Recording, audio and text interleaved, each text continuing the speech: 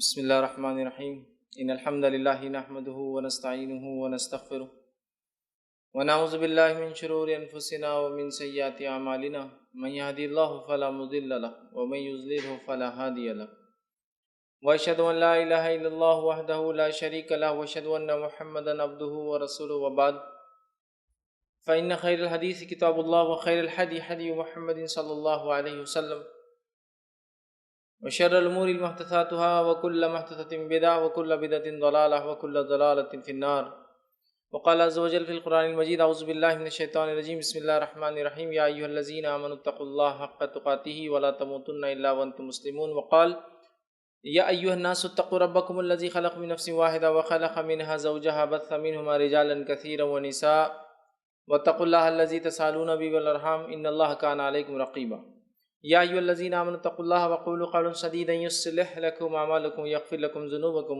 ومن یطع اللہ ورسولہ فقد فاز فوزا عظیما اللهم صل علی محمد وعلی آل محمد كما صلیت علی ابراہیم وعلی آل ابراہیم انک حمید مجید اللهم بارک علی محمد وعلی آل محمد كما بارکت علی ابراہیم وعلی آل ابراہیم انک حمید مجید رب اشرح لی صدری ویسر لی امری واحلل عقدۃ من لسانی یفقهوا قولی اما بعد۔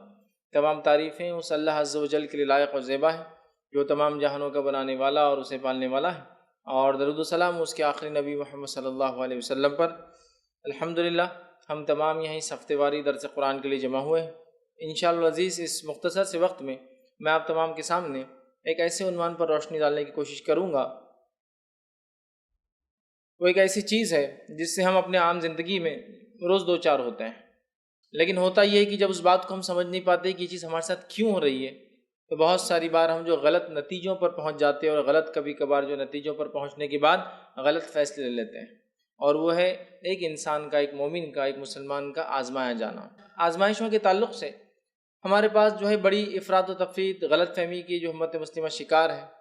ایک تو وہ طبقہ ہے جو یہ کہتا ہے کہ آزمائش آنی نہیں چاہیے اگر ایک انسان سچا مومن ہے تو، اور ایک وہ طبقہ ہے جو افراد و تفرید کا شکار ہے، مطلب وہ کہتے ہیں کہ آزمائش جتنی آتی وہ ہمارے ہی کرنے کا نتیجہ ہے، مطلب ہم نے کچھ کیا اس لیے آزمائش آئی، لہٰذا اگر کوئی آزمائش میں ہو تو اس کی مدد بھی نہیں کرتے، کہتے تیرے اعمال کا یہ نتیجہ ہے، جبکہ اللہ رب العزت اپنے نیک بندوں کو آزماتا ہے۔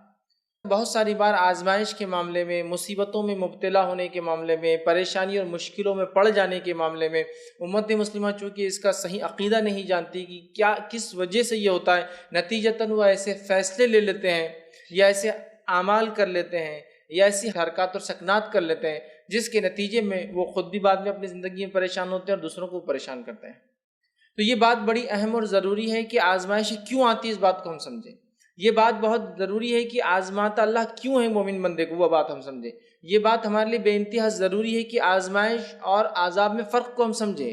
ایک ہوتا ہے آزمائش اور ایک ہوتا ہے اللہ تعالیٰ کا عذاب۔ آزمائش اللہ تعالیٰ اپنے ان بندوں کے ساتھ کرتا ہے جن بندوں کو پسند کرتا ہے، محبوب رکھتا ہے، اور عذاب ان بندوں پر لاتا ہے جن کو وہ احکامات جاری کرتا ہے، لیکن ان احکامات کو چاہے پچھلے دور کا لے تو انبیاءوں کو بھیجتا ہے، انبیاء احکامات دیتے ہیں، وہ انبیاءوں کو جھٹلاتے ہیں، احکامات کو جھٹلاتے ہیں، حرام کام کا ارتکاب کرتے ہیں، حرام کام میں اتنے کثرت سے ملوث ہو جاتے ہیں کہ سارا سماج یا سماج کی اکثریت جو ہے گناہ میں ملوث ہوتی ہے، تو اللہ تعالیٰ ایسی قوم کو عبرت دینے، سزا دینے، دنیا اور آخرت میں انہیں مزہ چکھانے عذاب دے دیتا ہے۔ مثال قوم لوط، حرام کاری میں وہ نہیں رکی، اللہ نے عذاب دیا۔ مثال جو ہے فرعون اور اس کے لشکر، وہ ایمان نہیں لایا، اللہ نے غرق کیا۔ تو بہرحال کئی مثالیں قرآن کے اندر موجود ہیں ایمان لانے والوں کی آزمائش کی، اور ایمان نہ لانے کی وجہ سے، حرام کام کا ارتکاب کرنے کی وجہ سے، انبیاؤں کو جھٹلانے کی وجہ سے، کتابوں کو جھٹلانے کی وجہ سے، انبیاؤں کو قتل کرنے کی بنیاد پر اللہ تعالیٰ نے ان قوموں کو عذاب دیا، سزا دی دنیا کے اندر، اور وہ دنیا میں بھی سزا کے مستحق تھے اور آخرت میں بھی اللہ تعالیٰ ان کو سزا دیں گا۔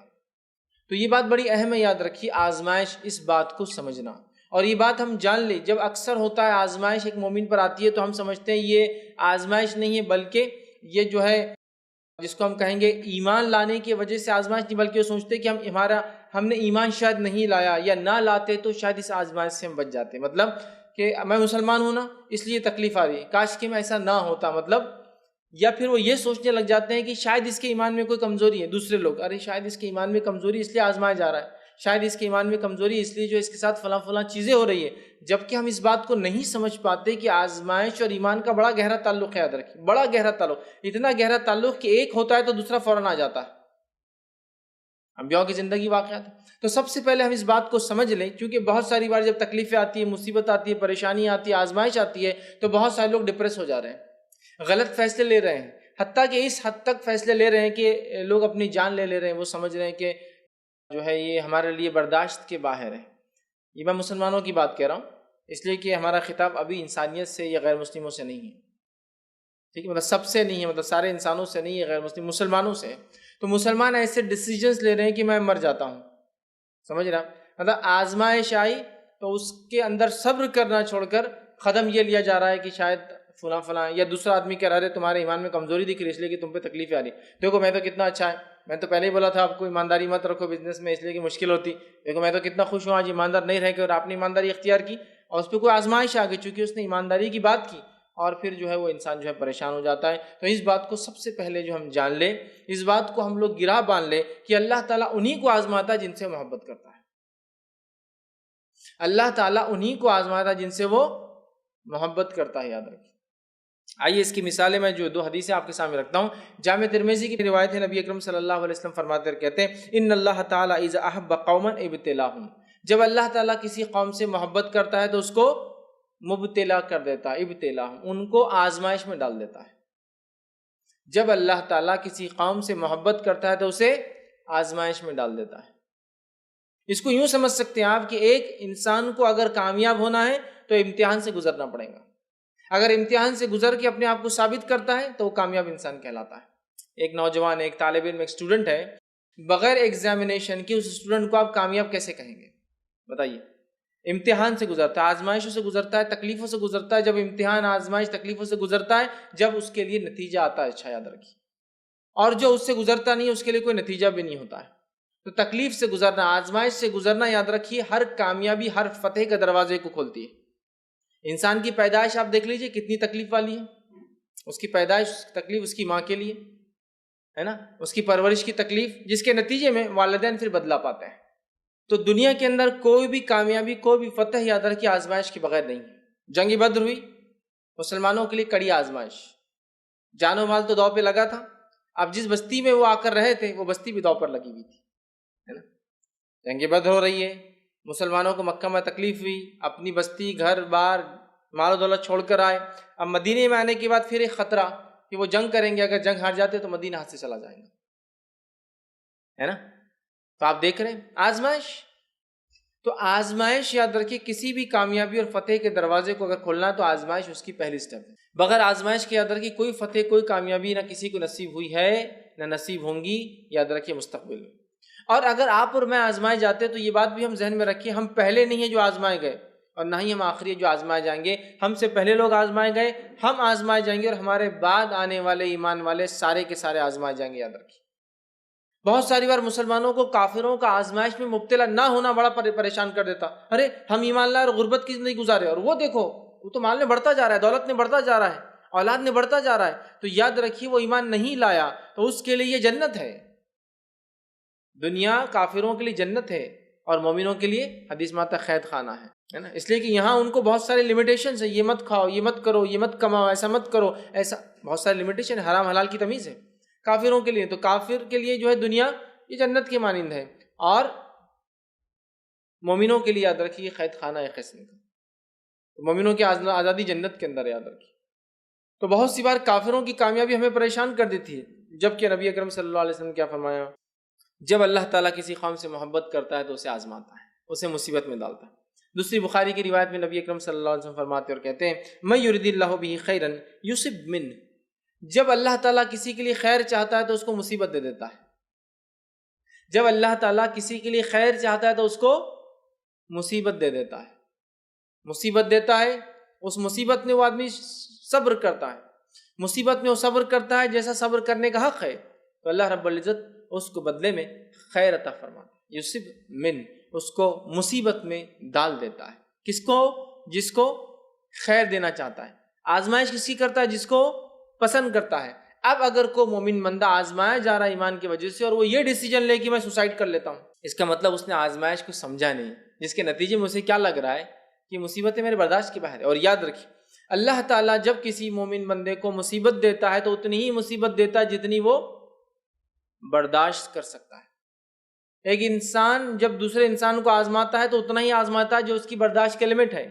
اسکول اور کالج میں سلیبس بنایا جاتا ہے تو اس لحاظ سے بنایا جاتا ہے جو اسٹوڈنٹ کے لمٹس ہے، امتحان جو ہوتے ہیں اس لحاظ سے لیے جاتے ہیں جو اسٹوڈنٹ کی صلاحیت اور ان کی حدود اور ان کے لمٹس ہے نا۔ تو دنیا کے اندر آزمائشیں انسان جب انسان کو دیتا ہے تو حدود میں ہوتی ہے، لمٹس میں ہوتی ہے۔ اسی طرح اللہ رب العزت جو سب سے حکیم ذات ہے وہ بھی جب مسلمانوں اور مومنوں کو آزماتا ہے اتنا ہی آزماتا ہے جتنا وہ برداشت کر سکتے ہیں۔ اس لیے کہ اللہ رب العزت نے اس بات کا اعلان کر دیا، لا یکلف اللہ نفسا الا وسعها، اللہ کسی نفس کو اس کے برداشت کے یا برداشت کی طاقت سے زیادہ یا اس کی قوت اور صلاحیت سے زیادہ نہیں آزماتا۔ اس کی جتنی وسعت ہے، جتنی اس کی طاقت ہے، جتنی اس کی صلاحیت ہے، اللہ کی آزمائش اتنی آئیں گی، ایکسس میں نہیں آئیں گی۔ جب دنیا میں انسان کو نہیں آزماتا اس کے لمٹ سے زیادہ، اللہ تعالیٰ کیسے کریں گے؟ اور جب آزماتا ہے اور مومن بندہ صبر کرتا ہے تو اللہ رب العزت اس کو بہترین بدلہ عطا فرماتا ہے، یاد رکھیے۔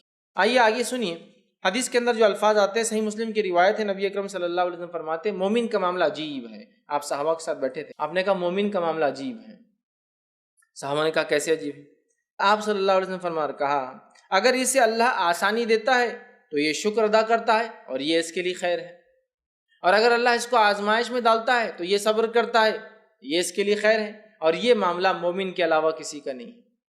مومن دونوں ہی حالت میں فائدہ ہے۔ انسان کی دنیا میں دو ہی کیفیت ہے، تیسرے نہیں ملیں گے آپ کو۔ ایک سکون اطمینان والی اچھی زندگی گزارا، اور دوسری پریشان حال والی آزمائش والی، ہے نا، دو ہی زندگی۔ تو اگر ایک مومن کو اللہ دنیا کی نعمت دیتا ہے وہ شکر ادا کرتا ہے، وہ اس کے لیے خیر ہے، اور اللہ تعالیٰ مومن بندے کو آزماتا ہے اور اس پہ صبر کرتا ہے، وہ اس کے لیے خیر ہے، اور یہ معاملہ مومن کے علاوہ نبی اکرم صلی اللہ علیہ وسلم فرماتے اور کسی کا نہیں ہے۔ ایسی کیفیت صرف مومن کے لیے، کافروں کے لیے نہیں ہے، سمجھ رہا؟ ایسی کیفیت صرف مومنوں کے لیے، کافر کے لیے نہیں۔ سمجھ آپ اس بات کو؟ تو اس بات کو ہم سمجھے، یاد رکھیں کہ اللہ تعالیٰ اپنے پسندیدہ بندوں کو، اللہ تعالیٰ جن کو چاہتا ہے اس کو آزماتا ہے، تو لہٰذا اس آزمائش میں ہم کوئی غلط ڈیسیجن نہ لیں، غلط فیصلے کی طرف نہ جائیں۔ جامع ترمذی کی روایت ہے، نبی اکرم صلی اللہ علیہ وسلم فرماتے اور کہتے ہیں کہ آزمائش مومن پر آتے رہتی ہے، آزمائش مومن پر آتے رہتی ہے، اس کی جان میں اور اس کے مال میں آتی ہے، اس کی اولاد میں آتی ہے، حتیٰ کہ جب وہ اپنے رب کے پاس جاتا ہے اس پر کوئی گناہ باقی نہیں رہتا۔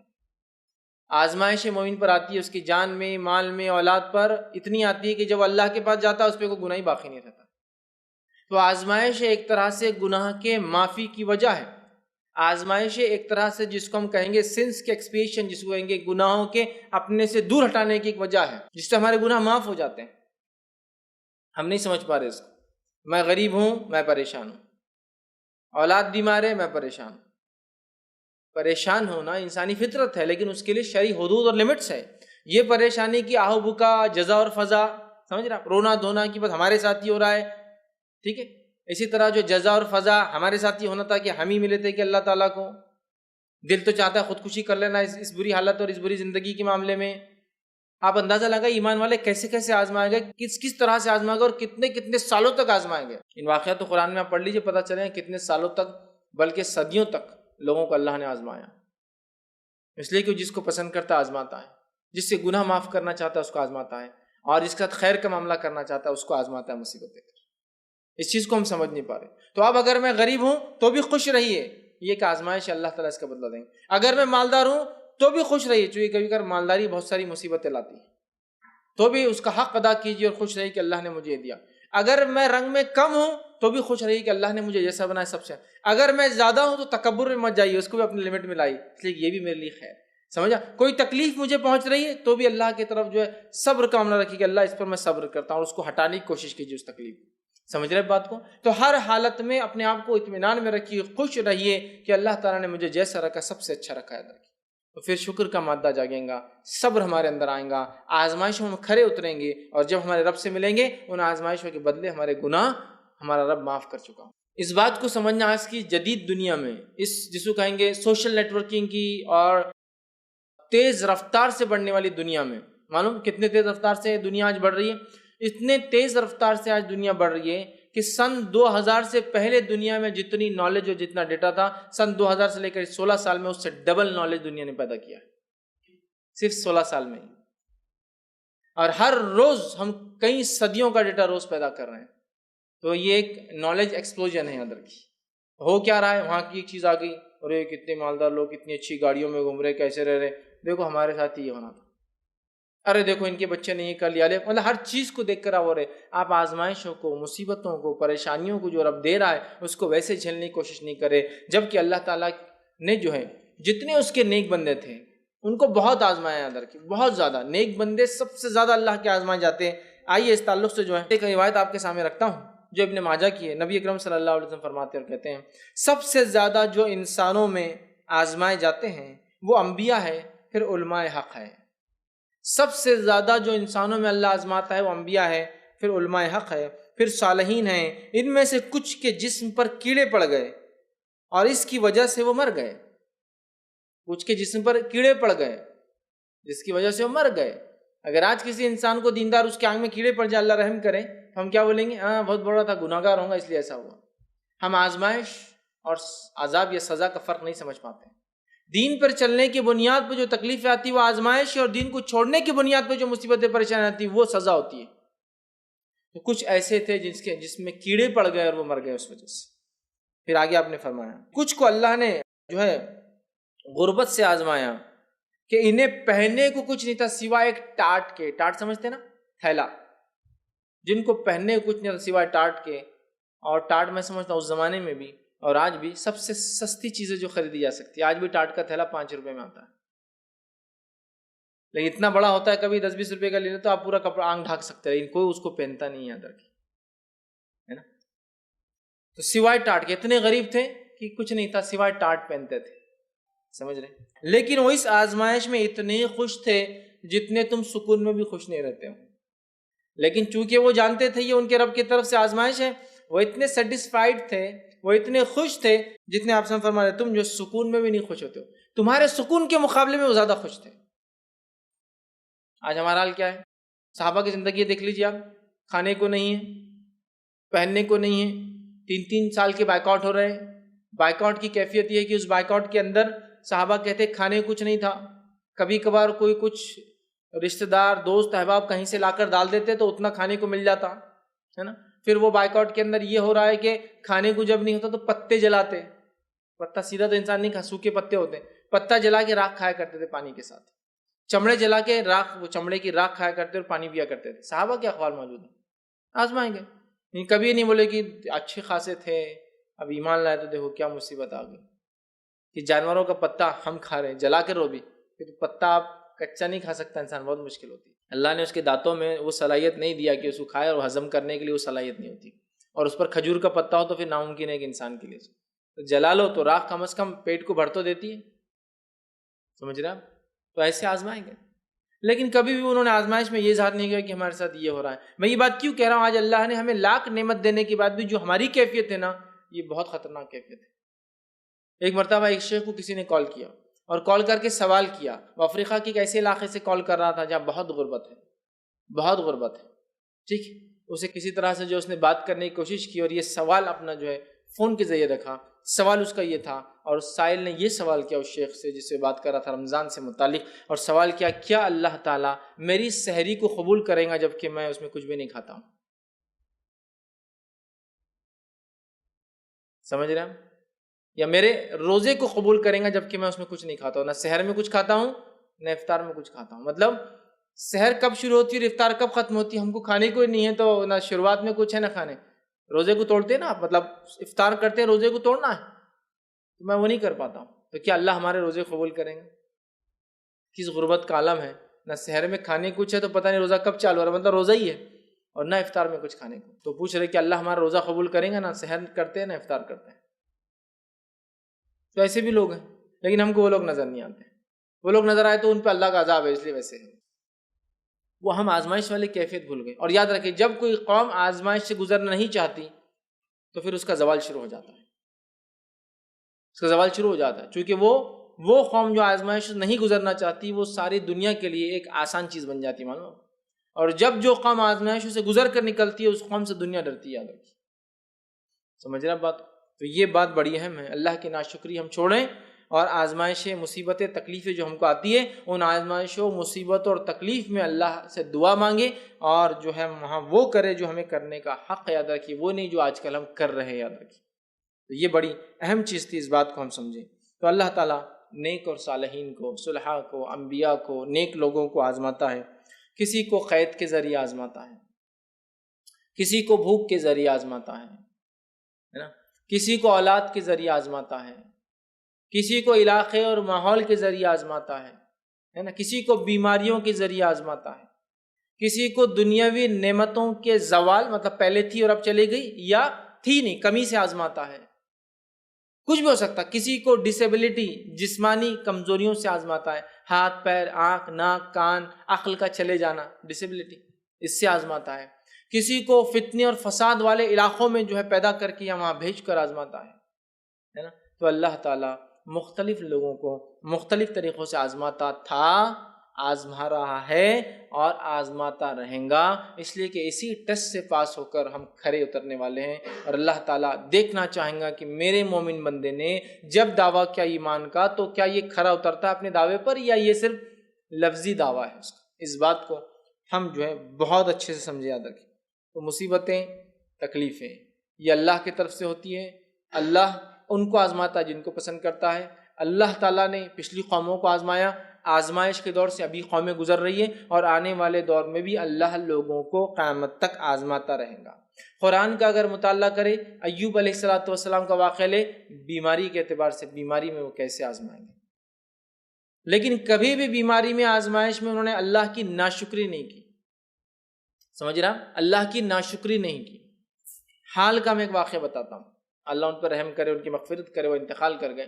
حال کا ایک واقعہ بتاتا ہوں، ایک نوجوان جو اپنے زندگی کے 10 سے 12 یا 15 سال سے ایک ایسی بیماری میں ملوث تھا کہ جس بیماری میں اس کی جلد جو ہے نکل گئی تھی، اور اندازہ لگا جلد نکلنے کے بعد سیدھا اگر کسی کی مسلس ایکسپوز ہو جائے تو کتنی تکلیف ہوتی ہے، زخم جیسے، ویسی بیماری میں 10 سے 12 سال گزارے۔ ہر روز ایسی تکلیف تھی کہ اس نے ایک بار جو ہے کال کیا اور آفس میں مجھ سے پوچھنے لگا، کیا میرے لیے یہ جائز ہے کہ میں کسی ڈاکٹر کے پاس جا کر زہر کا انجیکشن لے کے اپنے آپ کو ختم کر لوں، اس لیے کہ میں ہر روز کئی موت کے برابر جو ہے مرتا ہوں۔ میں نے کہا اس کی اجازت تو نہیں، آپ صبر کیجئے۔ اور وہ کہ کتنے سالوں سب کہہ رہے ہیں، نہ وضو کر سکتا ہوں، حالت ایسی ہے، نماز وغیرہ پڑھتا ہوں، وضو کر سکتا، تکلیف کا یہ عالم دے، جلد نکل جائے کسی کی اور کھلا ہو جائے، کوئی سی تکلیف میں انسان جیتا ہوں گا۔ تو ایسی کئی، پھر بہرحال بعد میں نے کہا نہیں یہ نہیں، آپ صبر کیجئے، فلاں فلاں، بہرحال حال کی بات ہے کچھ ماہ پہلے، پھر تھوڑے دن پہلے، کچھ روز پہلے مجھے پتا چلا کہ ان کا انتقال ہو گیا، انا للہ و انا الیہ راجعون۔ لیکن بہرحال موت بھی ان کے لیے ایک آزادی تھی ایک قسم کی۔ لیکن بہرحال دیکھیے اس تکلیف میں اس نے ناشکری کی ایک بھی کلمہ ادا نہیں کیا، صرف شرعی مسئلہ پوچھا تھا، کیا مرسی ڈیتھ ہو گیا نا، آج کل گورنمنٹ نے بھی اس کو کی کہ کچھ لوگ جو اس شدت تکلیف میں ہوتے ہیں کہ وہ مانگتے ہیں کہ ہمیں موت دے دی جائے، تو کیا مرسی ڈیتھ میرے لیے شریعت میں اس کی کوئی گنجائش ہے؟ تو میں نے کہا مرسی ڈیتھ جیسی کوئی چیز، رحم سے مار دینے جیسی کوئی چیز اسلام میں نہیں ہے، لہٰذا تم صبر کرو، انتظار کرو، اللہ تعالیٰ جب بہتر سمجھیں گا وہ چیز تمہیں دے دیں گا، جو چیز تمہارے لیے فائدے مند ہے، چاہے وہ صحت ہو چاہے وہ موت ہو، کیونکہ صحت بھی اس کے لیے فائدے مند تھی اور موت بھی اس کے لیے فائدے مند تھی جس تکلیف میں وہ تھا، اور اللہ نے اس کے لیے وہ بہتر سمجھا موت۔ سمجھ رہا بات کو؟ نوجوان تھا، نکاح وغیرہ کچھ بھی نہیں ہوا تھا۔ تو اندازہ لگائیے، تو مصیبت اس کی ایک شکل، بیماری، ایوب علیہ السلام اس کی جیتی جاگتی مثال ہے۔ قرآن پڑھ لیجیے، معلوم ہو جائیں گے۔ اسی طرح جو ہے طویل عرصے تک اولاد کی وجہ سے آزمائے جانا، کوئی ہوتے ہیں نا لوگ اولاد کی وجہ سے آزمائے جاتے، تو ان کے لیے مثال ہے یعقوب علیہ السلام، جو سالوں تک اپنے بیٹے یوسف کے لیے روتے رہے، ہے نا، بلکہ مفسرین لکھتے اتنا روئے کہ آنسو بہنے سے آنکھوں کی بینائی چلے گئی۔ تو طبیب نے، ڈاکٹرز نے کہا، جو بیماری ان کو ہو گئی تھی، کہ آپ اونٹ کا گوشت نہ کھایا کریں۔ یہ ساری باتیں کوئی حدیث سے نہیں ہے لیکن تفسیر میں لوگ لکھتے ہیں۔ تو آپ نے اونٹ کا گوشت کھانا بند کر دیا، اور اسی بنیاد پر یہود بھی اونٹ کا گوشت نہیں کھاتے تھے مدینہ کے۔ جب نبی اکرم صلی اللہ علیہ وسلم آئے اور صحابہ اونٹ کا گوشت کھاتے تو وہ کہتے تم کیسے ہو سکتے ایمان والے، جبکہ یعقوب علیہ السلام تو اونٹ کا گوشت نہیں کھاتے تھے۔ اسرائیل، ان کا نام اسرائیل تھا نا، یعقوب ان کے بیٹوں کو بنی اسرائیل کہا جاتا۔ تب یہ اس کی مفسرین لکھتے ہیں اس کی شرح میں کہ اصل بات یہ تھی کہ یعقوب علیہ السلام ان کی شریعت میں حرام نہیں تھا ان کو، ان کی بیماری کی وجہ سے تو اتنا روئے اپنی اولاد کے لیے کہ بینائی چلے گی۔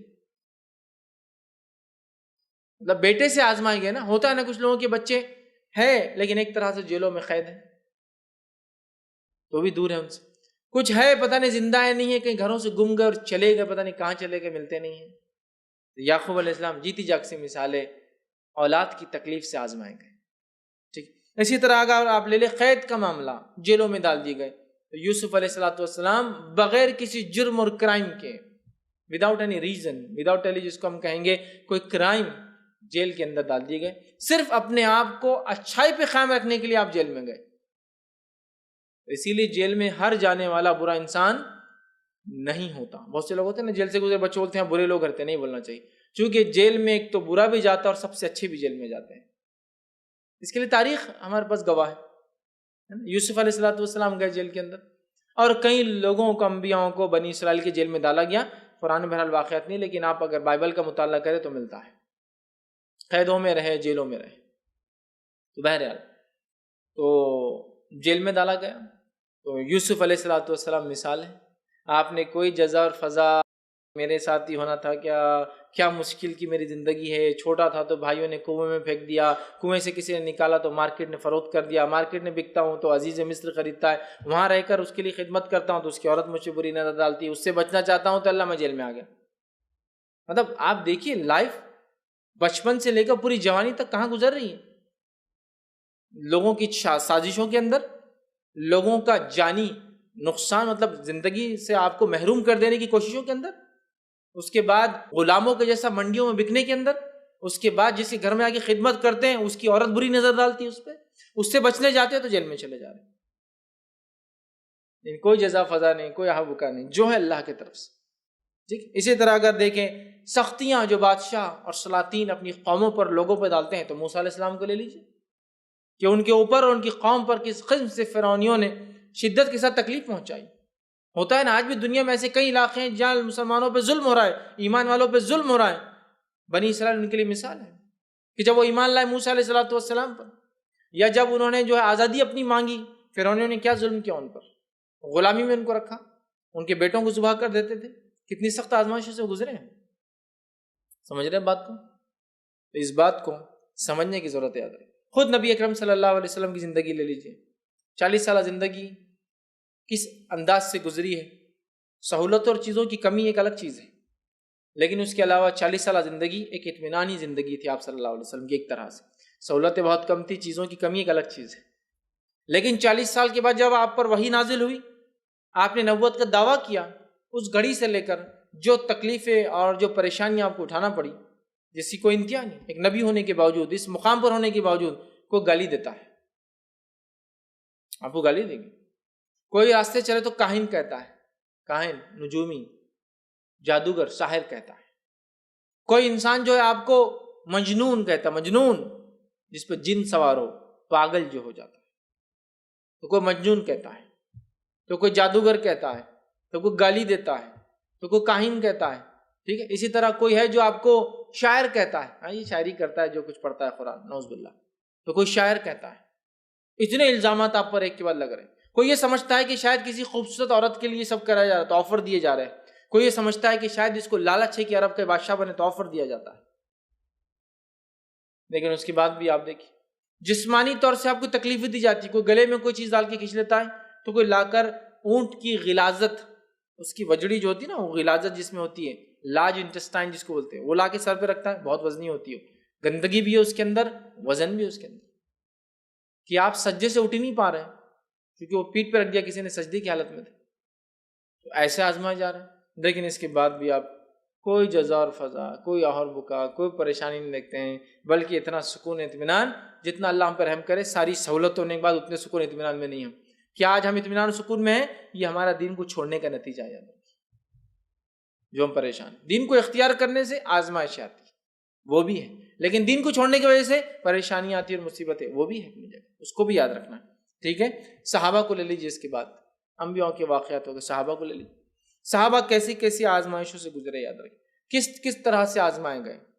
کوئی صحابی ہے، 2 اونٹوں کے بیچ میں 2 پیر باندھ دیے جا رہے ہیں، ایک اونٹ ادھر بھگا دیا جا رہا ہے، دوسرا اونٹ ادھر بھگا دیا جا رہا ہے۔ کوئی صحابی ہے، صحابیہ ہے، بلکہ جو ہے سمیہ رضی اللہ عنہا، یہ پہلی شہید ہے اسلام کے لیے، ہے نا۔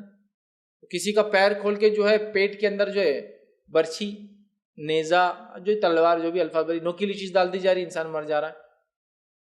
تو کسی کو بازار میں لا کر جانور کے ساتھ سلوک کیا جا رہا ہے، تو کسی کو روز کوئلوں کے اوپر لٹا دیا جا رہا ہے جس سے اس کی چربی جو ہے جسم سے نکل کر اس پہ گرتی ہے اور کوئلے بجھ جاتے ہیں. ایسے واقعات ہیں. تو کوئی ایسا ہے کہ جس کو گرم تیل کا الاؤ ڈال کے اس میں پھینک دیا جا رہا ہے.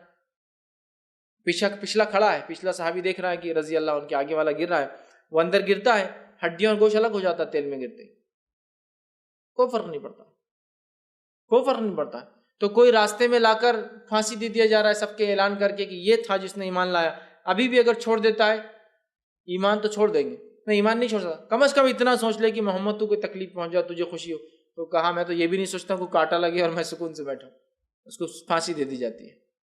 ٹھیک. تو کسی کو جو ہے اوباش قسم کے بچوں کے جو ہے گلے میں رسی ڈال کے چھوڑ دیا جاتا ہے. بلال رضی اللہ عنہ وہ لے کے گلی گلی گھوم رہے ایک انسان کو، تو کس ساتھ یہ سلوک. بہرحال مختلف قسم کی تکلیفیں ہیں، لیکن وہ سارے لوگ جانتے تھے یہ آزمائش ہے. پہاڑ کے جیسے جمے ہوئے تھے، ان کے رب کی نصرت اور فتح ان کو ملی. پھر میں نے کہا نا ہر آزمائش کے بعد ہی نصرت اور فتح، کامیابی اور مدد کا دروازہ کھلتا ہے، اس کے بغیر نہیں ہوتا ہے. یہ بات یاد ہے. اور آزمائش انسان کو سکھاتی ہے، ایک مضبوط انسان بناتی ہے. اللہ رب العزت کی سنت اور یہ طریقہ رہا ہے پچھلی قوموں کے ساتھ بھی اور ہمارے ساتھ بھی. اللہ تعالیٰ قرآن میں ایک جگہ فرماتا ہے، سورہ یوسف سورہ نمبر 12 آیت نمبر 110 میں اللہ فرماتا ہے، یہاں تک کہ جب رسول بالکل نا امید ہو گئے اور انہوں نے گمان کیا کہ ان سے یقیناً جھوٹ کہا گیا تھا، تو ان کے پاس ہماری مدد آ گئی. انبیاؤں کو اللہ نے وعدہ کیا کہ ان کی مدد نصرت کی جائیں گی. جب وہ آزمائے گئے تو اتنے پریشان ہو گئے، ایسا لگا کہ اللہ کی مدد نہیں آنے والی ہے، ہم سے جھوٹ کہا گیا. تو تب اللہ کی مدد اور نصرت ان تک آ پہنچی. پھر جسے ہم چاہتے تھے وہ بچا لیے گئے. ہمارا عذاب مجرم لوگوں سے ہٹایا نہیں جا سکتا. پھر جس کو ہم چاہتے تھے بچا لیا، اور جس کو اللہ نے مجرم تھے جو اللہ کے، اللہ نے ان کو سزا دے دی. سمجھ رہے اس بات؟ تو یہ بڑی اہم چیز ہے، یاد رکھیں آزمائشوں کو سمجھنا. یا اس کے ماننے والے ان انبیاؤں کی سمجھ بیٹھے کہ ہم سے جو ہے کوئی وعدہ جو کیا گیا تھا صحیح وعدہ نہیں تھا، بلکہ ایک جگہ تو کہا متی نصر اللہ، اللہ کی مدد کب آئیں گی پوچھنے لگے. اللہ کی مدد اس کے بعد آ گئی. تو آزمائش ہے، یاد رکھیے یہ اہم فیز ہے، یاد رکھیے. اور جب کوئی قوم اس کے لیے ریڈی نہیں ہوتی نا، تیار، تو وہ قوم جو ہے زوال پذیر ہو جاتی ہے. اور جو قوم اس کے لیے ریڈی ہوتی ہے، تیار ہوتی ہے، وہ قوم دنیا میں عروج پاتی ہے. یاد رکھیے یہ بات بڑی اہم ہے، یہ بات بڑی اہم ہے. اس لیے کہ آج دیکھیے آپ سوفسٹیکیشن، جدیدیت کے اعتبار سے امریکہ کتنا آگے ہے، کتنا آگے ہے. ملٹری ایک مائٹ ہے، ملٹری پاور ہے، سپر پاور نمبر 1 ہے، لیکن اس کے باوجود بھی اس کی فوج میں مرنے کا جذبہ نہیں. آج تک دنیا میں کوئی بھی جنگ وہ زمین پہ اتر کے نہیں جیت سکے. دور سے سب کچھ کرتے ہیں، زمین پہ اترنے کی طاقت نہیں، چونکہ آزمائشوں سے وہ گزرنا نہیں چاہتے ہیں. سمجھ رہے ہیں؟ جو قوم آزمائشوں سے گزرتی ہے وہ بہت کچھ کر پاتی ہے، یاد رکھیں. اور جو آزمائشوں سے گزر کر پیچھے ہٹ جاتی ہے وہ دنیا میں بھی کچھ نہیں کر پاتی، چونکہ فتح اور نصرت بھی اس کے ساتھ نہیں ہوتی ہے. اسی طرح اللہ رب العزت سورہ انعام سورہ نمبر 6 آیت نمبر جو 34 میں 34 میں فرماتا ہے، کہتا ہے وَلَقَدْ كُذِّبَتْ رُسُلٌ مِّن قَبْلِكَ، اے نبی آپ سے پہلے بھی جو رسول تھے وہ جھٹلائے گئے. فَصَبَرُوا عَلَىٰ مَا كُذِّبُوا، تو انہوں نے صبر کیا جب کہ وہ جھٹلائے گئے. حالانکہ وہ نبی ہے لیکن ان کو جھٹلایا گیا، انہوں نے اس معاملے میں صبر کیا جس چیز کے معاملے میں جھٹلائے گئے تھے. وَأُوذُوا، صبر کیا کہ وہ جھٹلائے گئے اور ان کو اذیت دی گئی، اس پر بھی وہ صبر کیا. حتی آتاہم نصرنا، جب تک کہ اللہ کی مدد ان کے پاس نہ آ گئی. وہ انبیاء تھے، آزمائے گئے، انہوں نے صبر کیا لوگوں کی تکلیفوں پر اور اذیتوں پر، اور اس کے بعد اللہ کی مدد آ پہنچی، اللہ کی مدد آ پہنچی. اور یقیناً آپ سے پہلے کئی رسول جھٹلائے گئے، تو انہوں نے اس پر صبر کیا کہ وہ جھٹلائے گئے اور انہیں اذیت دی گئی، یہاں تک کہ ان کے پاس ہماری مدد آ گئی. تو اللہ کی مدد اور نصرت تبھی آ سکتی جو میں نے کہا نا، جب ہم آزمائش کے لیے ریڈی ہوں، جب ہم آزمائش کے لیے ریڈی ہوں. جب ہم آزمائش کے لیے ریڈی نہیں ہوں گے اور ایک اطمینان والی زندگی گزارنے کا ہم فیصلہ کر لیں گے اور آنے والی آزمائشوں کو اپنے خلاف سمجھیں گے، بلکہ آنے والی آزمائشوں کو ہٹانے کے لیے خودکشی جیسی چیزوں کا، اپنے آپ کو ختم کرنے کے ارادوں کا، بستی اور شہر اور ایمان چھوڑنے کی نیتیں کر لیں گے، مصیبتیں یقیناً ہٹ جائیں گی، لیکن آخرت کے اعتبار سے آپ ناکام ہو جائیں گے.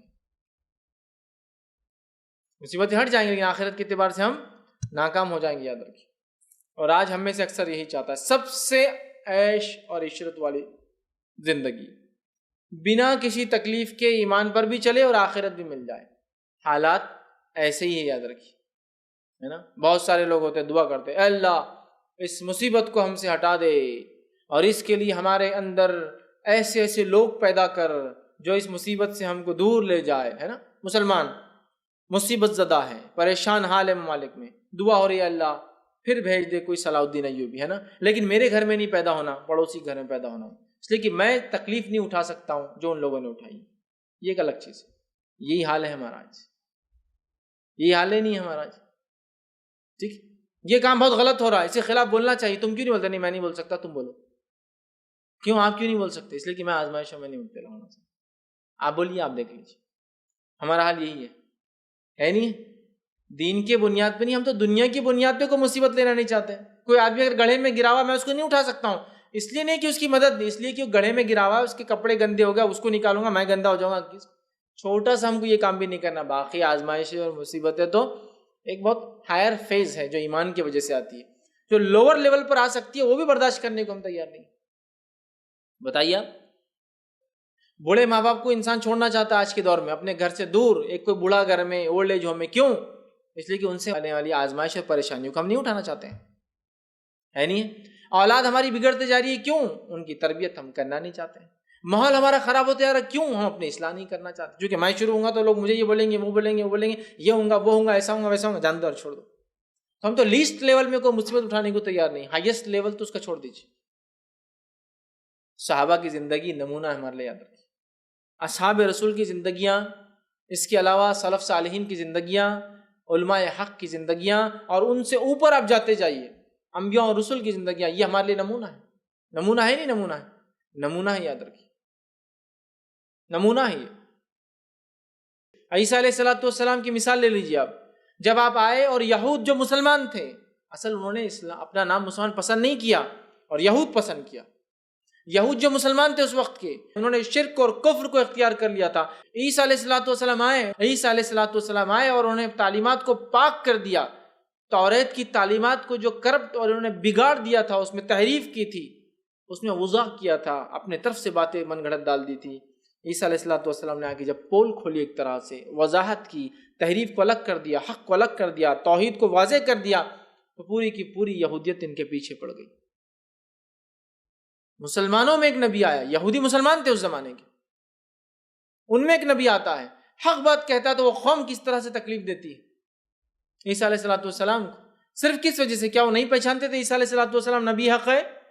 پہچانتے تھے، وہ پہچانتے تھے عیسیٰ علیہ السلام کو، وہ پہچانتے تھے یحییٰ علیہ السلام کو، لیکن اس کے باوجود بھی انہوں نے جو ان کے خلاف مکر کی، چال بازی کی، حتیٰ کہ قتل کرنے کا منصوبہ بنایا۔ اللہ رب العزت طے کر چکا تھا کہ تم یہ حرکت کرو گے غلیظ، اور اس کے بعد اللہ طے کر چکا تھا کہ پھر ہم تمہیں آزمائیں گے۔ اس کے بعد پھر اللہ تعالیٰ نے ایسا آزمایا اور اپنے ایسے بندوں کو ان کے خلاف بھیجا، آزمائش تو نہیں کہنا چاہیے، بہرحال ایسی ان کو سزا دی سخت، اور اپنے ایسے بندوں کو ان کے پاس بھیج دیا جنہوں نے فلسطین پر حملہ کیا۔ اور اس زمانے میں ٹائٹس نامی ایک بادشاہ جو یونان کا تھا، اس نے سن 70 عیسوی میں حملہ کیا، اور 70 عیسوی میں حملہ کرنے کے بعد وہ حال کیا اس نے کہ پورے جو فلسطین کو برباد کر دیا، مسجد اقصیٰ کو اس نے ڈھا دیا، اور پورے ان کو غلام بنا کر اپنے ساتھ یونان لے گیا، اور باقی جو بھاگ سکے تو بھاگ ہو لیے، نکل پڑے۔ اس کو کہتے ڈائسپورا، یہودی جو بھاگے نا پورے دنیا میں، اور پھر 1924 میں آ کے انہوں نے پھر جمع ہونا شروع کیا۔ کہاں جمع ہونا شروع کیا؟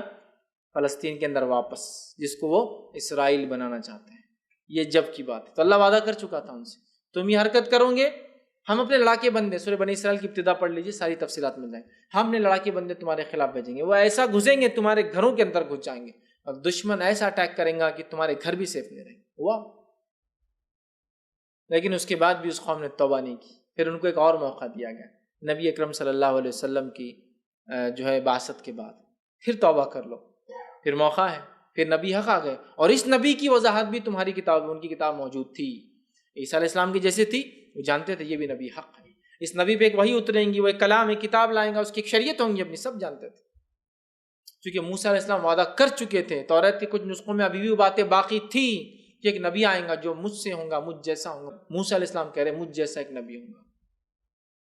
وضاحت کی گئی کہاں سے آئیں گا، کس لوکیشن سے، کس جگہ پر، کس علاقے میں، ساری چیزیں بتائی گئی۔ اور یہود اتنا پریسائسلی، اتنا باریکی سے جانتے تھے۔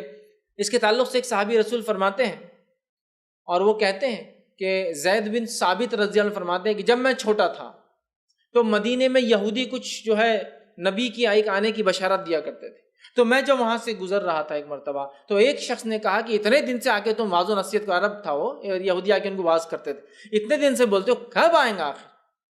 تو اس یہودی نے ان کی طرف اشارہ کر کے کہا اس لڑکے کے بالغ ہونے سے پہلے وہ نبی آ جائیں گا۔ تو وہ انتظار کر رہے تھے کہ اس یہودی نے کہا نا، اور یہودیوں کو وہ اہل کتاب مانتے تھے کہ یار ان کے پاس کتاب ہے، تو وہ کہتے میں انتظار کر رہا تھا۔ پھر جب نبی اکرم صلی اللہ علیہ وسلم آئے تو میں جھاڑ پر چڑھ کے بیٹھ گیا پہلے سے دیکھنے کے لیے کہ کون آنے والا، چونکہ اتنی پریسائسلی وہ جانتے تھے کہ اس لڑکے کے بالغ مطلب 10-11 سال کے ہونے سے پہلے وہ نبی آنے والا ہے۔ اتنا پن پوائنٹ بولتے نا جس کو، ایک ہوتا ہے کہ ایک سرسری وضاحت کہ ایسا ایسا ہوگا، اور ایک پن پوائنٹ ڈسکرپشن ایسا ہی ہوگا۔ اتنا ان کو تھا کہ ایک یہودی عالم کہہ رہا ہے کہ اس بچے کے بالغ ہونے سے پہلے آنے، کتنا پریسائز ڈسکرپشن تھا۔ لیکن آنے کے بعد کیا کیا؟ نہیں مانے، اور پھر سزا کے مستحق بن گئے۔ یاد رکھیے، ایمان لاتے تو صحابہ کے ساتھ ہوتے، آزمائشوں میں ہوتے، اللہ کے چہیتے ہوتے اور کامیاب ہو جاتے، لیکن پسند کیا؟ مخالفت کرنا۔ یاد رکھیے، تو صحابہ کی زندگیاں اس کے لیے ہمارے لیے نمونہ ہیں، اچھے لوگوں کی زندگیاں نمونہ ہے۔ تو آزمائشیں مومن کی زندگی میں آتی ہے، اور یہ فتح کے، کامیابی کے اور کامرانی کے دروازے کھلتی۔ یاد رکھیے، اگر ہم نے اس آزمائش کے، اس بات کو، اس کی اہمیت کو نہ سمجھا، ویسے واقعات تو اتنے ہیں قرآن کے، خود قرآنی واقعات اور خود نبوی واقعات، مطلب نبی اکرم صلی اللہ علیہ وسلم کی زندگی سے، پھر صحابہ کی میں سمجھتا ہوں کچھ واقعات بھی لوں گا، کتنا بھی وقت نہیں پڑے گا، اتنے واقعات، اتنے عجیب و غریب قربانی کے واقعات، اتنے عجیب و غریب، اولاد سے دوری کی قربانی کے واقعات۔ ام سلمہ رضی اللہ عنہ ایمان لائی، اور اپنے بچے کو جب لے کر چلی تو مکہ والوں نے بچے کو رکھ لیا، کہا کہ ابو سلمہ ہم میں سے تھے، وہ انتقال شہید ہو چکے تھے، ایمان پہ ہی شہید ہوئے تھے، ہم میں سے تھا، بچہ وہاں رہ گیا اور ماں مدینہ چلی گئی۔ اندازہ لگا، ام سلمہ اتنی تڑپتی رہی اپنے بچے کے لیے، اتنا روتی اور روز مدینے کے باہر جا کر روتی، حتیٰ کہ پھر مکے والوں کو رحم آ گیا کہ چھوڑ دو، لے جا کے چھوڑ دیا۔ اندازہ لگائی، بچے کی جدائی برداشت کر رہی۔ ایک صحابی نکلتے ہیں صہیب رومی رضی اللہ عنہ، تو قوم کہتی ہے، مکے والے کہتے ہیں تم تو روم سے آئے تھے، مال و دولت تو ہماری زمین پر کمایا، یہ نہیں لے جا سکتے ہو۔ تو صہیب رومی کیا کہتے ہیں، کیا میں اگر پوری مال و دولت یہیں چھوڑ دوں تو کیا تم مجھے کرنے دو گے؟ تو مکی والوں کیا لگا اگر ہاں بولیں گے تو صہیب شاید نہیں بولیں گے، چونکہ مال و دولت کون چھوڑتا ہے؟ تو کہا ہاں، تو کہا پوری رکھ لو، میں چلا، چونکہ وعدہ کر چکے تھے نہیں پھر سکتے، چلے گئے۔ تو کوئی مال چھوڑ کر جا رہا ہے، کوئی ایمان کے لیے اولاد چھوڑ کر جا رہا ہے، آزمائے جا رہے ہیں نا، کوئی اپنے شوہر سے الگ کر دیا جا رہا ہے نا، شوہر قید میں ہے مکے والوں کے پاس، بیوی مدینے میں ہجرت کے بعد، یا پھر بیوی مدینے میں نہیں، ہجرت کر کے اس کو جو حبش جانا پڑ رہا ہے، یا پتہ نہیں اور کہاں کہاں لوگ نکلے تھے۔ کسی کا حال یہ ہے کہ یہاں سے نکلا ہے وہاں نہیں پہنچ سکتا، بہت ساری تکلیفیں تھی صحابہ کو، لیکن کبھی بھی آپ ان کے چہروں پر کوشچن مارک نہیں دیکھیں گے اس آزمائش کی وجہ سے۔ تو جو تھوڑی بہت تکلیفیں مجھے اور آپ کو آتی ہے نا، جسٹ بی ریلیکس، جس کو کہوں گا، کچھ بھی نہیں، ان کی تکلیفیں یاد کریں گے، یہ مسئلہ حل ہو جائیں گے۔ اب مجھ پر اور آپ پر پریشانی آ گئی، مصیبت آ گئی، تو کیا کرنا ہے؟ پہلا کام، آزمائش آتے ہی صبر کرنا ہے، اور آزمائش آتے ہی تبھی صبر کرنا ہے۔ آپ کو اس بات کو غور سے سنیے، وقت کے ساتھ صبر سب کو آ جاتا ہے، اس وقت کرنا یہ اصل ہے۔ نبی اکرم صلی اللہ علیہ وسلم مدینے میں گلی سے گزر ایک جگہ سے، اور ایک عورت ایک خبر پر روتی بیٹھی ہوئی ہے۔ آپ آ کر کہتے ہیں، اے عورت، اللہ کا تقوی اختیار کر، ڈر اختیار کر اور صبر کر۔ وہ عورت نہیں جانتی تھی، نبی اکرم صلی اللہ علیہ وسلم کو کہا، جاؤ بڑی باتیں کر رہے ہو کھڑے رہ کر، میرا کیا نقصان ہوا تمہیں کیا پتا، اور مجھے صبر کہہ رہے ہو۔ نبی اکرم صلی اللہ علیہ وسلم خاموشی کے ساتھ وہاں سے چلے گئے۔ پیچھے سے صحابہ آئے اور کہا، اے عورت، تو پاگل ہوگی، تجھے عقل ہے، تو نے کیا کیا؟ کیا کیا؟ وہ نبی اکرم صلی اللہ علیہ وسلم، تو اس نے کہا مجھے بالکل نہیں پتا تھا وہ اللہ کے رسول ہے۔ اٹھی فوراً بھاگی، جا کر کے اللہ کے رسول صلی اللہ علیہ وسلم، معافی چاہتی ہوں آپ سے، میں نہیں پہچانتی تھی آپ کو۔ آپ نے فرمایا، صبر تب ہے جب واقعہ ہوتا ہے، اس لیے کہ عمر کے ساتھ، زندگی کے ساتھ تو صبر سب کو آ جاتا ہے۔ میری اولاد مجھ سے آج چھن گئی تو آج صبر ہے، 10 20 50 دن بعد تو سب کو صبر آ جاتا ہے۔ میرے گھر کا کوئی انتقال کر گیا تو صبر آج ہے، چونکہ 10 12 15 دن بعد تو سب کو صبر، یا سال بھر بعد تو سب کو صبر آ جاتا ہے۔ صبر تب ہے جب وہ واقعہ ہوتا ہے۔ تو جب آزمائش آئے تو کیا کرنا ہے؟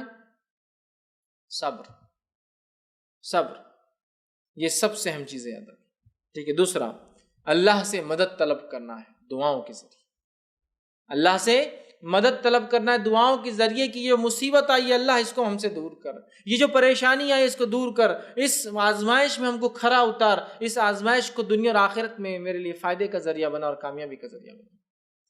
تو دوسری چیز صبر کے بعد مدد طلب کرنا اللہ تعالیٰ سے۔ تیسری چیز جو ہے ڈٹ کر ہمت کے ساتھ اس مصیبت کا آزمائش کا سامنا کرنا جو اللہ تعالیٰ نے دی ہے، اور اللہ ہی اس کو ہٹا سکتا ہے، یاد رکھیے۔ ڈٹ کر ان مصیبتوں کا، ان پریشانیوں کا ہمت کے ساتھ جس کو کہوں گا سامنا کرنا، یاد رکھیے، ٹھیک ہے۔ چوتھی چیز جو ہے اللہ سے اجر طلب کی نیت کے ساتھ اس مصیبت کا آپ کو سامنا کرنا ہے کہ اللہ اس مصیبت کے بدلے تجھ سے میں اجر طلب کرتا ہوں۔ سمجھ رہے آپ؟ ایمان کے بعد آپ اس مصیبت کے بدلے اللہ سے اجر طلب کریں، اللہ میں اس مصیبت کو خاموشی سے برداشت کروں گا، تجھ سے میں توقع اور امید کرتا ہوں، تو اس کے بدلے میں مجھے کچھ نہ کچھ دیں گا، خالی ہاتھ نہیں جانے دیں گا۔ سمجھا؟ تو مصیبت کا اجر طلب کیجیے اللہ سے۔ اسی طرح جو ہے شیطان کو آپ کو وہاں بہکانے یا کمزور کرنے کا موقع نہ دیجیے، کسی بھی طریقے سے شیطان کو آپ کو بہکانے یا کمزور کرنے کا موقع نہ دیجیے۔ اسی لیے میں بار بار کہتا ہوں مسلمان وہ ہے جس کا ایمان تندرستی میں جیسا ہوتا ہے بیماری میں بھی ویسا ہی ہوتا ہے، مالداری میں جیسا ہوتا ہے تو غربت میں بھی ویسا ہی ہوتا ہے، اپنی زمین پہ جب ہوتا ہے تب جیسا ہوتا ہے، جب دوسری زمین پہ جاتا ہے تب بھی ویسا ہوتا ہے۔ وہ مومن نہیں ہے سچا، یاد رکھیے، جس کا ایمان تندرستی میں تو الگ ہو اور اس کے بعد بیماری میں بدل جائے۔ تندرست ہے تو اللہ کا شکر ہے، بیمار ہو جائے تو فلاں فلاں دروں پہ جا کر جو اس کا علاج طلب کیا جا رہا ہے۔ ایمان نہیں ہے یہ، ایمان نہیں، سمجھ رہے آپ؟ تو اس موقع پر آزمائش، پریشانی، مشکل کے شیطان کو موقع نہ دیں آپ کو بہکانے کا یا گمراہ کرنے کا، یاد رکھیے، اور آپ کو کمزور کرنے کا۔ ڈٹ جائیے، مصیبت اللہ کی طرف سے ہے، میں اس پر صبر کروں گا، لیکن احتساب ضرور کیجئے، یہ مصیبت ہے، آزمائش ہے، یہ عذاب اللہ کا، اس کا احتساب ضرور کیجئے، اس کو احتساب کیجئے، کہیں میرا دین کو چھوڑنے سے تو نہیں مسئلہ ہو رہا ہے، یہ دین پر چلا، احتساب ضرور کیجئے، ورنہ پتہ چلا ہے تکلیف، عذاب، اور آپ آزمائش سمجھ رہے ہیں، اس بات کو سمجھیں۔ اسی طرح جو ہے آئی ہوئی آزمائش یا مصیبت کو ہٹانے کی اپنے سے کوشش کریے، کہ مصیبت آئی ہے اس کو ہٹانا ہے، ورنہ آپ یہ سمجھیں گے مصیبت آئی، آزمائش ہے تو اس کو کنٹینیو رہنے دو، نہیں، اس کو ہٹانے کی کوشش کرنا ہے۔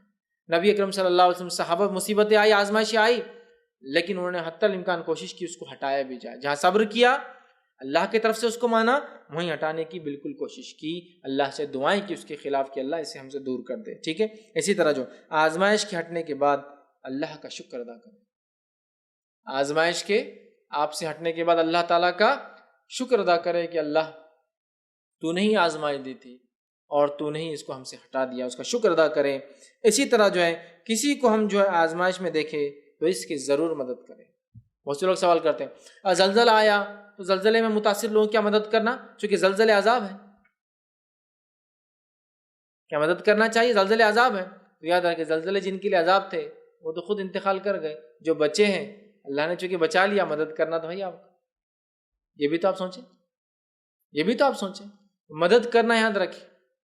تو بہت سی بار ہم کیا کرتے ہیں، کسی پہ آزمائش آئی تو ہم مدد نہیں کرتے، تو مدد کیجیے ایسے کسی شخص کی اگر وہ آزمایا جا رہا ہے جو آپ کی طرف سے ہو سکتا ہے، اس لیے کہ ہو سکتا ہے اس مدد سے اللہ تعالیٰ آپ کی مغفرت کر دے، اس مدد سے اللہ تعالیٰ چونکہ آپ نے ذریعہ بنے اس کی اس تکلیف کو ہٹانے کا، اللہ تعالیٰ آپ کو اجر دے، ٹھیک ہے۔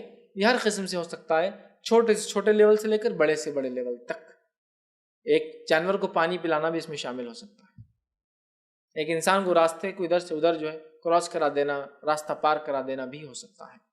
ایک انسان کا چند روپیے دے کر اس یا کچھ دوائیں دے کر یا کچھ کپڑے دے کر یا اچھی کچھ نہ ہو سکے تو ایک اچھی مسکان دے کر، خوش ہو کر، ہنس کر دیکھ کر تھوڑی بات کرنا بھی اس میں شامل ہو سکتا ہے۔ مدد کیجیے ایسے لوگوں کی اگر آپ کو ملتے ہیں مصیبت زدہ، پریشان یا آزمائش میں مبتلا لوگ۔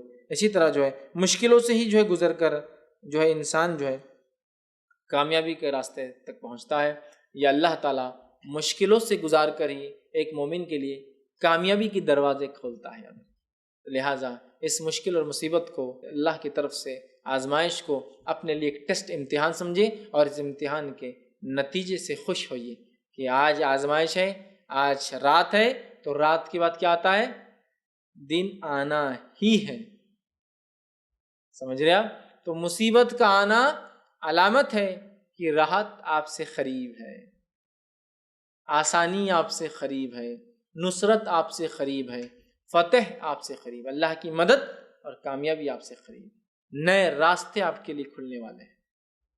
سمجھ رہے ہیں بات کو؟ تو اس چیز کو اگر مسلمان سمجھ لے تو وہ کسی آزمائش پہ جزا اور فضا، کمپلیننگ، آہ و بکا، رونا، دیکھیے تکلیف سے رونا آنا ایک الگ چیز ہے، لیکن یہ جو رونا ہوتا ہے نا، یہ اپنے آنے والی آزمائش کے لیے شکایت کے معنی میں ہوتا ہے، ہم ہی ملے تھے کیا، ہمارا ہی تھا کیا، ہمارے ہی بچے تھے، سمجھ رہے ہیں؟ تو اس چیز کو ہم سمجھیں اور آنے والی آزمائشوں کو اگر ہم اس معنی میں لیں گے اور اس طرح سے انشاءاللہ وہ کریں گے تو یہ آزمائشیں ہمارے لیے بہت سارے اجر کا باعث بنیں گی، گناہوں کے خاتمے کا باعث بنیں گی، چونکہ ہر آنے والی تکلیف انسان کو یاد رکھیے اس کے گناہوں کو معاف کرتی ہے۔ علی بن ابی طالب رضی اللہ عنہ بیمار تھے، نبی اکرم صلی اللہ علیہ وسلم کے پاس آئے، کہا آج بڑا بخار ہے، تو آپ صلی اللہ علیہ وسلم فرمایا لا باسا طہور انشاءاللہ، کوئی فکر کی بات نہیں، یہ بخار تیرے لیے پاکی کا ذریعہ بنے گا، اور پاکی مطلب گناہوں کی معافی، اور تیرے لیے اجر اور ثواب کا ذریعہ، پاکی کا ذریعہ بنے گا۔ سمجھ رہے آپ؟ تو لہٰذا مومن کے لیے ہر حالت میں فائدہ ہے، ہم کو اس چیز کو سمجھ کے آنے والی آزمائشوں پر جو میں نے نکات رکھے اس کے مطابق کھڑا اترنا ہے۔ جب کوئی ایسی آزمائش آئے تو پچھلوں کے واقعات پڑھ لے، دل کو تسلی اور سکون آ جاتا ہے۔ جب کوئی ایسی آزمائش آئے پچھلوں کے واقعات پڑھ لے اٹھا کر، قرآن میں اور احادیث میں جو آتے ہیں، انشاءاللہ یہ تسلی مل جائیں گی اور اطمینان ہو جائیں گا۔ اور اگر پریکٹیکل دیکھنا ہے تو آج کے زمانے میں یاد رکھیے ویڈیو بڑا عام ہے، بہت سارے لوگوں کے حالات دیکھ سکتے ہیں، یا اس کے علاوہ اپنے علاقے میں، بستیوں میں جائیے، بڑے شہروں میں، اور لوگوں کو اسپتالوں میں، ہاسپٹلس میں جا کے دیکھیے، اولڈ ایج ہوم میں، بوڑھے گھر میں جا کے دیکھیے، ہے نا، مصیبت زدہ لوگوں کو راستے پہ، غریبوں کو دیکھیے جو ننگے اور بھوکے پڑے ہوئے ہیں۔ تو انشاءاللہ عزیز میں سمجھتا ہوں عقل مند کے لیے اتنا ہی کافی ہے کہ وہ بڑی نصیحت ان تمام چیزوں سے، واقعہ سے حاصل کر لیں گا۔ اپنی بات کو میں ہی ختم کروں گا، اللہ رب العزت سے دعا ہے کہ اللہ سبحانہ تعالیٰ ہم تمام کو جو ہے آزمائشوں میں جو ہے صبر کرنے کی توفیق عطا فرما، ہم تمام کے لیے جو آزمائشوں کو دنیا اور آخرت میں جو ہے فائدے کا اور جو ہے آسانی کا ذریعہ بنا، ہم تمام کے لیے ہماری آزمائشوں کو آخرت میں گناہوں کی معافی اور جنت میں جانے کا جو ہے ذریعہ بنائے، ہمیں جو ہے جب تک زندہ رکھے جو ہے ایمان اور اسلام پر زندہ رکھے، خاتمہ